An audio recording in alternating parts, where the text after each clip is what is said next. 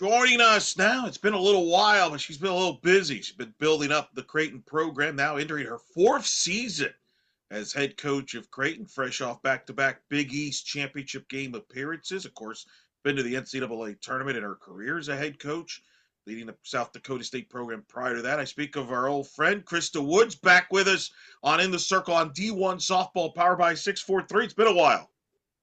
It has, but it's been a while, but I'm ready. We're moving in the right direction and we're excited to talk again. We last spoke on the pod, I think it was right at when you took the job. It was after the 2022 season. I mentioned this is now entering your fourth season. You're fresh off a second consecutive 30-plus win season. When you took over the program to where you're at now, are you close to where you thought you would be? Do you think you're where you thought you would be? Because I know you told us back then it was going to be a build. There's a building process you have to do in the program. Where do you feel you're at with that now? Yeah, I feel good about it. When I took this job, just from my previous times of retaking a job, I really wanted to focus the first, 2, 3 years on the culture and setting that and not be so worried about the wins and losses along the way. And I feel like we've built a really good foundation with our culture and what we do here and the standards that we have. And we've been able to put together, out of the 3 years that I've been here, 2 30-win seasons and, finishing second in the Big East tournament twice. So I feel really good about that because I wasn't sure where we would be. I mean, if you're trying to build it from the ground up, you're going to, be young and then you're going to start building up from there. But in the meantime, Creighton's been doing some really, really great things for softball in general, but athletics. I mean, this will be our first season in our brand new stadium, which is opening up this fall. And getting that, it's gorgeous. It's beautiful. I mean, we have a track man in the stadium. We have a lot of technology in there. And then in the next 2 years, we're building a brand new indoor with batting cages, a locker room, team lounge, offices. And so, I feel like that's still part of the building process in a way. But I feel like where we're at athletically and with our culture, we're in a good spot this year. I feel like we continue to get stronger every single year. You mentioned, certainly the new facilities there. I remember that was something that interested you there to go to Creighton. That you believe they were behind softball, that they were going to push for softball, they were going to support financially softball. Tell us, what is that going to look like now with the new facility, the new softball stadium? You mentioned in starting the fall, like it's a big deal. Yeah, I mean, the facility is beautiful. I mean, I think it's way nicer than what I even envisioned it to be. And with that, the new indoor, they've already broke ground on that. You usually waiting for them to break ground because that's what takes long. But they've already broke ground on the indoor. It's supposed to be done the fall of 27. On top of that, in the fall of 27, they're building our student athletes a new performance center, like for all of athletics with a new weight room, new athletic performance or athletic training, new nutrition, a dining hall for the athletes, things like that. They're building that as well right beside our field. So we are in the middle of construction, which is crazy, but it's a crazy time right now, but it's a good thing because when they're building, new things are to come. So I mean, this is going to help propel us to continue to compete with the bigger schools because we now have a facility that compares to a lot of those schools that are making the NCAA tournament and that are in the top. Game changer, for sure, right? I mean, you'll be able to host Big East tournaments. Yep. So It's we're going to bid for it in 28. I mean, we have bidding processes, and so I mean, we have lights, we have everything that you need to host it. So we're excited about that, and hopefully we will get it here in the near future. How does the building process here at Creighton compare to what you had at South Dakota State? Because I feel there's some similarities there where you helped build that program up to contend for the conference championship, and then you had this hurdle you had to go through. It usually was North Dakota State back then before you finally got over the hump and made the NCAA's. Then back to back. Is there some similarities that with that and what you've done here so far in Creighton? Yeah, I mean, I feel like anytime you're building a team, my goal is to kind of build it from the ground up. So not just using transfer portal kids, but trying to get a mixture of, transfer portal kids on top of high school kids to come up. So just finding the right mix of kids, getting we want to have a mixture of speed and power. We want to have good pitching. We want to have good defense. And once you get rolling, it kind of just feeds off itself. And so it takes a little bit of time to get that feeling and that vibe and that standard going. And I feel like every year we're moving in the right direction of turning this into a team that we can compete for championships year in, year out. Your track record in the postseason is really good. Like your teams always seem to be peaking right around that time and are able to make runs to the postseason, to a championship game in a conference, to make it to a regional. What's the key to building that, success there and making that, getting your teams ready to peak at the right time? Yeah, I don't know if there's a secret to it, but I try not to, I tell our kids, this is what we've been working for. And if you go out and give your championship, A game every day, these games don't mean they're not any different than what we've been doing. You deserve this, you're prepared for this, and just giving them that confidence of um, we're here because we deserve it, because of all the preparation and all the work we've put in. I try not to treat it any different than a regular season game. We just try to go out and give it our best and really try to have that we over me mentality at this point. Just it's about us and what we can accomplish here at the end of the year. It's not about, the all conference, and it's great when we get those accolades, which are hard at the end of the year because some people are disappointed they got it, and then some people are like, oh my gosh, I got it, now I have to show out at the conference tournament. But you deserve that, you earned it, and now let's play together. Back to back 30 plus win seasons. You had 36 wins in 2024. To put that in perspective for the audience, the Creighton program had not had back to back 30 win seasons since 2009 and 10. That's an incredible stretch there. And I remember because you were big on the tradition of Creighton softball, that it could be successful there. Was there a turning point when you took over that you felt like, all right, now we're heading in the right direction? I'm confident in that. I just think, to be honest with you, one of the turning points was probably 2 years ago. I know Georgetown came here and we swept them, and that was just kind of like letting us know, like, hey, we're doing, we can do this. We played earlier that year. We played Villanova, two close games, and or we had beaten them, and I think it just gave us confidence that, hey, like, we can win and we can play with these people. And so it just kind of escalated off each other to just that belief and that what I call championship mindset of um, making sure you're prepared and making sure you're confident in your situations for your moment, and then picking each other up. I know one thing that we try to really talk about with our team is, I emphasize the we over me, but we don't try to tell each other, like, once they strike out, like, it's okay. We just say, hey, you got the next one. Get the next one. I'll pick you up. Things like that, instead of like, it's okay, because we all know it's not okay. But and nobody wants to be told that, but yet we tell each other that. So we're trying to get that away from our players of just tell them, hey, pat them on the back, tell them you got the next one, instead of like, it's okay. I think has been kind of a game changer for us, where we're just like, hey, we're all still in it, we still got your back, and let's just keep fighting. You made, like I mentioned, back to back Big East championship game appearances, losing to great teams. I mean, Villanova and Connecticut played really well. I'm curious from the returner standpoint. Is there a bit of a chip on the shoulder? You think, is that something you discuss as far as unfinished business? What is the mindset with that, with the returners in particular? Yeah, I mean, 2 years in a row we've sat there and watched people raise the trophy, so it's kind of like, we're right there. It's just, maybe you're a play away, a hit away.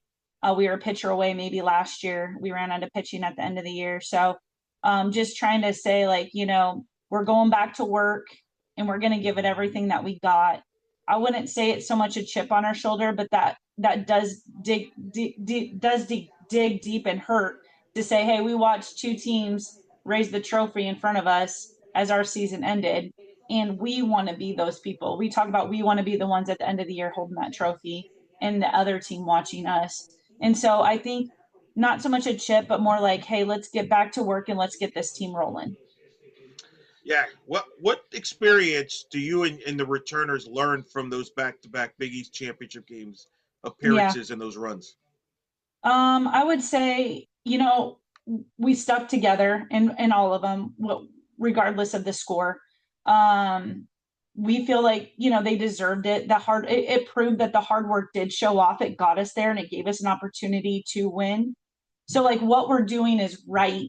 What we're doing is the right path. Now we just have to execute in our final moment in those games. And so whether it's the way we're preparing, the way we're mentally preparing, all those things, they're working because they're getting us to 30 plus win seasons and they're getting us to the championship game.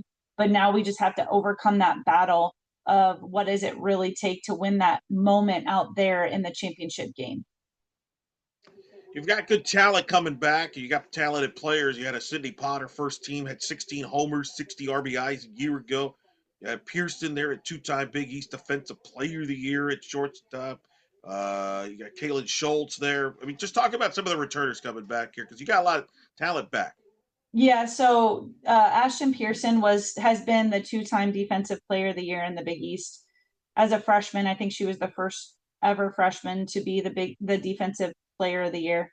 And she makes some incredible plays out there that just really what I call sets the tone slash gets momentum on our side because those can drop down as hits and she does her best. She does her best out there to keep us in the ball game.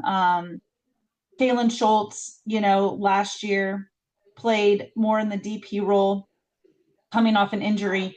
And we look for her to be healthy all season and really propel our offense from the get go as to what we need. And Lily West has been a 3-year starter behind the plate for us and has been consistently offensively a great hitter for us in the fact that I think she's hit over 300 every single year that she's been here. And she's done a great job of leading our team behind the plate and offensively she's been in the top of our order from the get-go. So we look for her to lead our offense as well. A lot will be made of. You had a great leadoff hitter. They graduated there. What's that going to So be like? Sid, Yeah, so Sidra Seville graduated. She was a great player. She broke the school record Yeah. or the Big East record for most hits in a season, which was pretty cool, and a school record, I'm pretty sure. So she'll be tough to replace because it's experience and it's talent that it's hard to replace.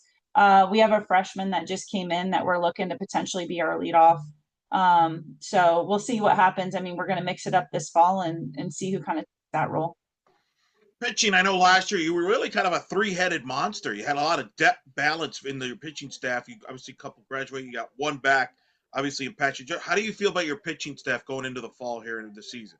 I think we're the deepest we've ever been. Real. Yeah, I do think we've ever been here. We got Brooklyn back, Brooklyn Patchen. She's back and she's rolling.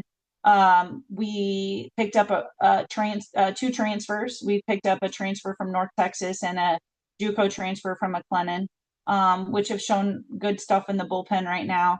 And then we have two freshmen coming in that both have different stuff as well and have been pretty consistent. So I think with all five of them, I really think that we're going to be pretty deep in the circle, which I think is a great thing for us.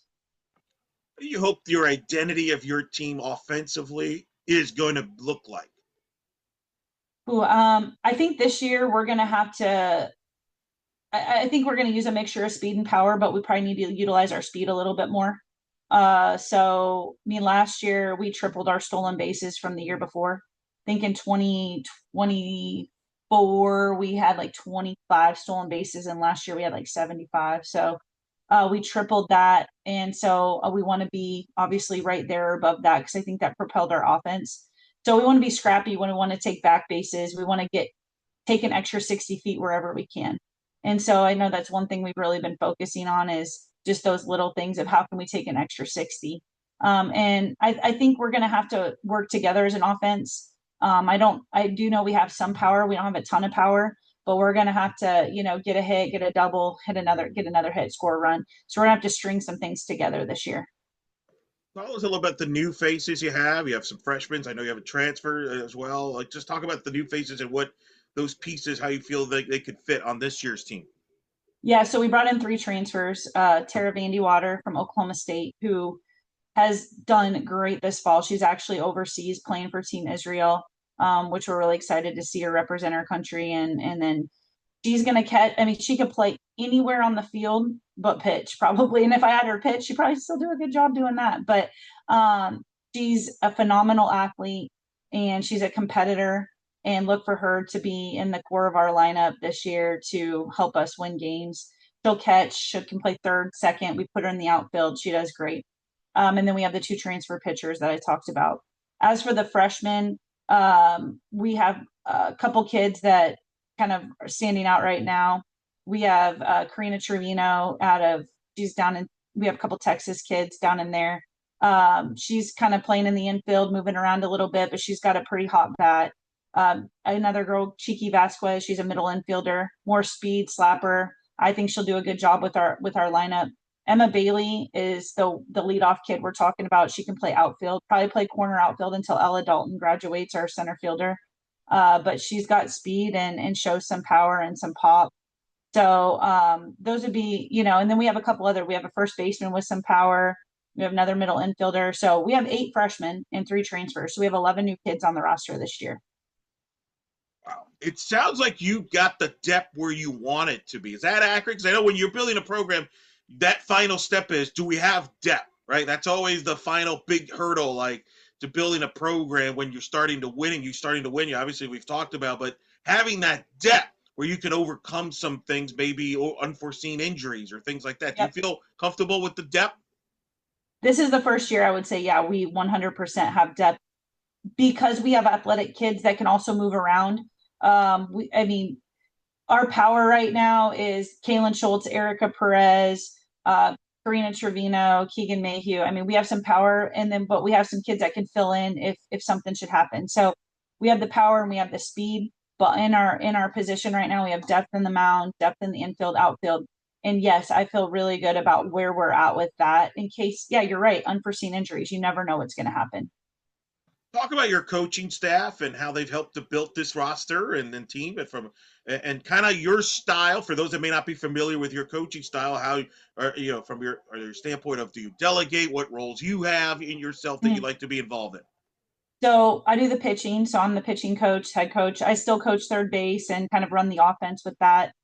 Garrett Fernal, he's going on year 2 with us. He's our hitting coach. He's really brought a great mindset for our hitters. Like, obviously we're trying to help them mechanically, but he's got that mentality of, get your big swing off, get your best swing off, get a good swing off, do damage with your swing. And I think that's kind of relaxed our hitters at the plate instead of being so mechanical in games. They're thinking more mindset and like, let's do damage here. KJ Murphy's our defensive coach who's going on year 3 with us. So she's done a great job with just developing our players. I mean, Ashton, defensive player of the year 2 years in a row. And then Chance Cullum. He actually was at Southeast. He's our GA, Southeast Louisiana, and then last year was at Florida State. And he's really, if we know Southeast Louisiana, they know how to run the bases. He's really brought a good vibe to some new things that we're gonna try to be a little bit better on the base path. And he's been in the bullpen with me a little bit, helped with the defense a little bit, but he's got good energy. He's been helping us on the road recruiting, and he's been a great addition to our staff. Big East Conference. I'm a fan of the Big East. I am. I love the coaches. I love the competition in the league. It kind of goes under the radar. I feel to some extent, on one hand, it's getting some respect because the Big East champions now consistently are starting to being 3 seeds at a minimum, i.e., Connecticut last year in Baton Rouge, Villanova in the before that, prior to that. But yet at the same time, I'm sure all as coaches want more and feel this league could be a multi-bid league. How much do you coaches talk about that? I mean, yeah, I agree with that. I think there's some phenomenal coaches in our league and our teams. I mean, to be honest with you, every team has got a great coach. And I think even if you finished in the bottom half of the league, you're going to be fighting for the top half of the league. And now the Big East is a 4-bit or only 4 teams go to the conference tournament. So out of the 9 teams in the league, we have four. And us coaches didn't really like that because there was six. It was six when my first 3 years here, it was six, and now they just moved it back to four. And I mean, all of us coaches would probably say, I mean, 3 to 7 or 8 was a tight squeeze in there, and who was going to make it. Now I can't imagine what it's going to be like this year when only 4 teams make it and what it looks like. So I do think that with the coaches that are in this league, they know how to win. They've come from great programs, and they're going to continue to push their team to be the best. And hopefully, as a league, our RPI continues to raise, and we can potentially get an at-large. Big with the four. I did not know about the four. You're right. I mean, I think of Providence that with Coach Christensen and the job and she's been doing building that program up. They were playing really well down the stretch last year. Got into the Big East tournament, made a run to the semifinals as an And yeah, example. they wouldn't have made it last year. Wow. Yeah. What was the reasoning behind the four? Is it to try to protect the top teams, try to protect the RPI? I mean, I would imagine that's part of it. It was not a decision us coaches made. It was more of the All administrators right. at each school. So yeah.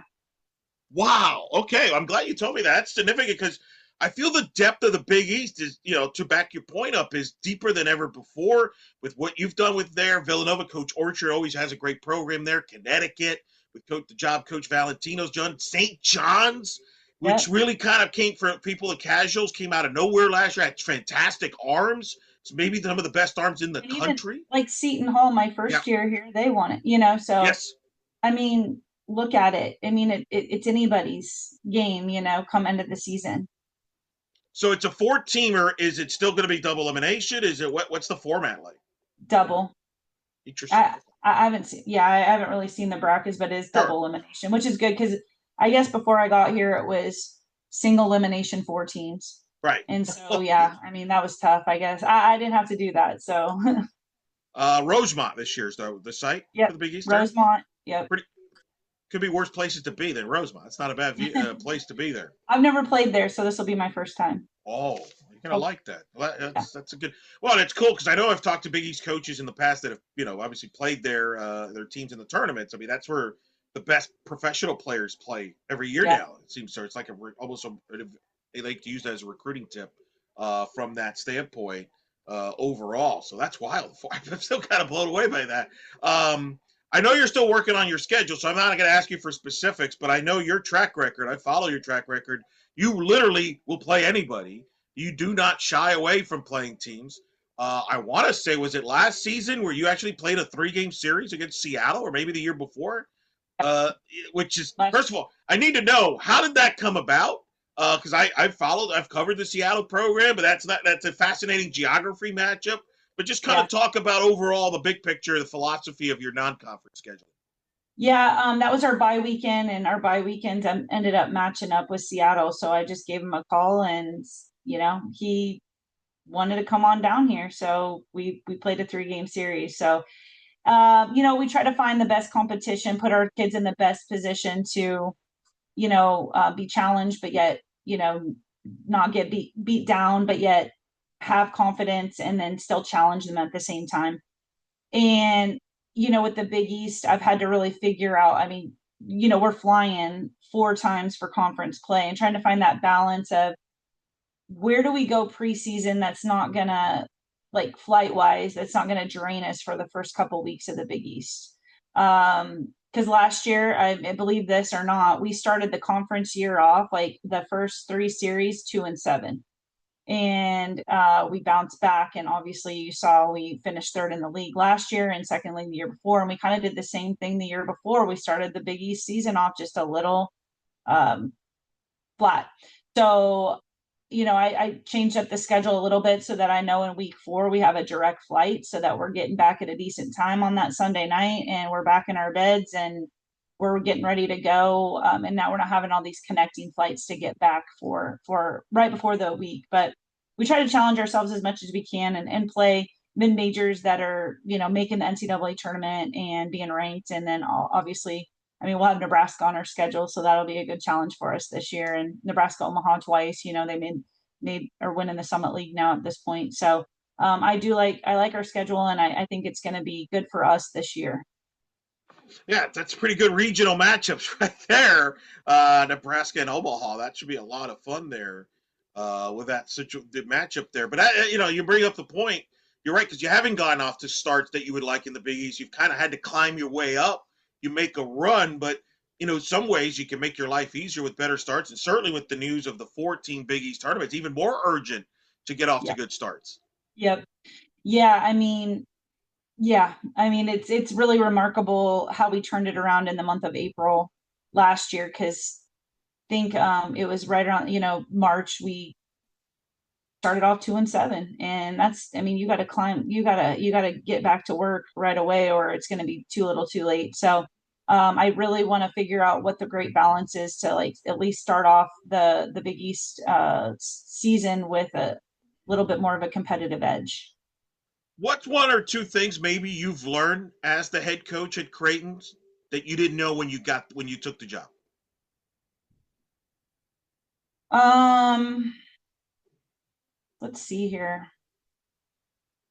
Well, in the recruiting process, I would say a lot of people really value the education here that Creighton brings. So we can give our kids not only a great athletic experience, but they're going to come out of here with a top-notch education. I think that's huge, especially for females and female sports, is just being able to have both of those things. I've always, not always, but I've been able to sell like, hey, we're going to win, we're going to fight for championships, and we're going to be at the NCAA tournament, but maybe I didn't have that top notch education to offer as well. So I knowing that that is also very valuable for these kids in the recruiting process. And it's been just, I think the Big East is competitive. I mean, I didn't know a whole lot about the Big East when I got into it. I mean, yeah, I played some teams here and there out of the Big East, and we always played Creighton just because South Dakota State was close to Omaha. But I've been impressed with the way they play in this league. I think it's tough. I think there's good hitters. I think there's some great players. I mean, I just have been impressed with the coaching and just the teams in the Big East in general. No doubt, and it's teams that now like people in the brackets in the NCAA is like, oh shoot, got to go see the Big East champs here. It's not going to be an easy game, and I think the great coaching staffs across the league, like I think, has proven that with the depth. I want to ask you, as we record this, you just fresh off doing the hit-a-thon, which I believe is your third annual. Yep. I'm curious. Just tell me how that idea came about, and for those who may not be aware, because that's kind of a cool thing I've followed that you've started over there. Yeah. So I got the idea from a friend that's done it before at other schools. And we do our hit-a-thon to raise money above and beyond, because we get funded well enough that we don't have to raise money for travel or anything like that, which is great. So we really use this money for our mental performance coach. We use it for extra nutrition. We use it for team bonding, team building, stuff like that. So what we do is we ask our kids to go out and get some donors to either flat donate or pledge per foot. And so we do that, and then they hit, and then obviously you get pledges. We also have asked like Coach McDermott, our men's basketball, and Coach Flan, our women's basketball. They did it the first 2 years. Now that, and then last year we got a couple alumni to do it, and this year we've kind of asked all the sports, and they, sent who they wanted. So some were some players. So Ty Davis from our men's basketball team hit, but we also had some coaches. Just kind of a mixture of current players on different rosters and teams. So it's a fun event because I mean, obviously you're trying to hit home runs, and it's fun seeing other, like the soccer assistant out there trying to hit a home run, or head women's volleyball coaches out there trying to hit a home run. And it raises good money, but it's for a good cause because it's just that above and beyond to make our team just that much better, because team bonding, nutrition, mental performance are all still very important, and it's things kind of above and beyond that we can take our stuff to the next level. All right, you got to give us the secret then of all the other coaches that have done this. Who's got the best swing? Ooh, man. I mean, Coach McDermott could hit it really far. Really? Yeah. Coach McDermott could smoke it. Um, you know, our women's basketball coach, he had a lot of line drives, but volleyball, don't swing a lot of bats, I don't think, volleyball or soccer. So tennis did all right, and maybe the other people that have like like sticks and stuff, but it was good. They all did a great job, and I appreciate their support. Well, that's a great thing about the Creighton. I remember when we first talked when you arrived there, the great sports, the athletic department they have there with the success. Coach McDermott, the job he's done with men's basketball there. The volleyball program has always been successful and still is. Baseball coming off another great year. I mean, just talk about all the sports and all the coaching. And it sounds like, and that's a great example with the hit-a-thon of all you kind of helping each other out. Yeah, I love that about Creighton.